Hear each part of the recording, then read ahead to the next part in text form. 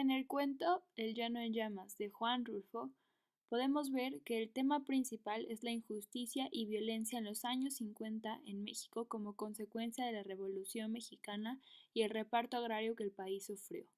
Podemos ver también subtemas de violencia, lucha de poderes e injusticia que el personaje principal, es decir, el narrador, nos da a lo largo de la historia. Entre los leitmotivs y símbolos del cuento podemos encontrar las llamas, el tren, los federales y a Pedro Zamora. Las llamas representan el desorden y la rebeldía. El tren puede representar el fin de una era, pues es el momento clave en donde los rebeldes se dispersan. Los federales representan al gobierno y al equipo opositor a los rebeldes, y Pedro Zamora representa a los rebeldes en general, pues él es su líder.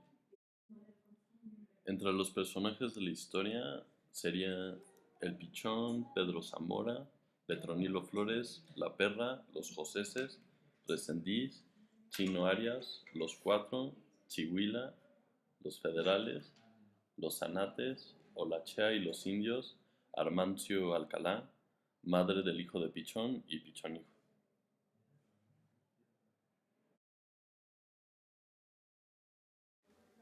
Las secuencias que encontramos, ordenadas por tiempo narrativo, empiezan con, primero, el encuentro entre las fuerzas de Petronilo Flores y Pedro Zamora.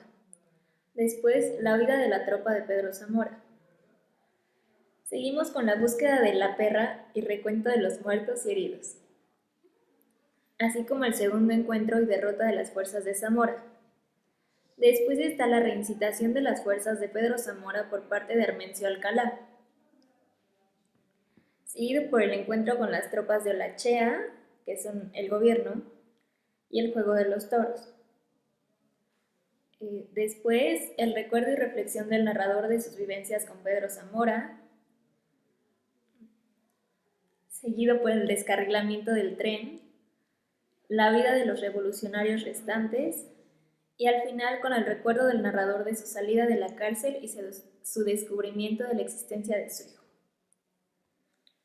De igual forma encontramos que los núcleos importantes de la historia son el ataque del narrador a parte de las tropas de Petronilo Flores, la huida hacia la barranca, el encuentro del resto de los 4 muertos, el segundo encuentro con las tropas de Flores y derrota de los revolucionarios, el encuentro con las tropas de Olachea, el juego del toro, el descarrilamiento del tren, la huida hacia Cerro Grande y desarme definitivo de las fuerzas de Zamora y el descubrimiento de su hijo, el Pichón.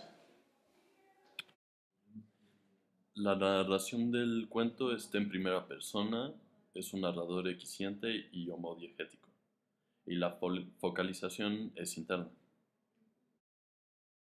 El ambiente principal en la historia es político-rural, ya que podemos ver varios elementos que hablan del campo en México y de la política con los federales. El espacio es importante ya que se relaciona con la historia y hay mucha descripción, es decir, funge como un elemento importante de la historia. Podemos ver también en el lenguaje literario la hipérbole y barbarismos utilizados por los personajes principales y secundarios. Asimismo, en el relato podemos ver que hay un mayor tiempo de la historia, ya que no hay tantos diálogos y la historia ocupa un lugar mayor. También podemos ver que la descripción es sumamente subjetiva, ya que el narrador, en primera persona, cuenta todo de su perspectiva. Utiliza recursos tales como la etopeya. En la etopeya, que se define como la representación literaria de los rasgos psicológicos de un individuo, que incluye sus costumbres, creencias, personalidad, vicios y carácter. Esto es un elemento importante en el cuento de Rulfo, ya que muchas veces podemos conocer a personajes como la perra o los jueces a través de esta descripción, que es sumamente importante para el relato. En cuanto al tiempo narrativo, podemos ver que hay varias analepsis, es decir, regresiones en el tiempo, obliteraciones y el relato comienza in media res, es decir, comienza una vez avanzada ya la historia.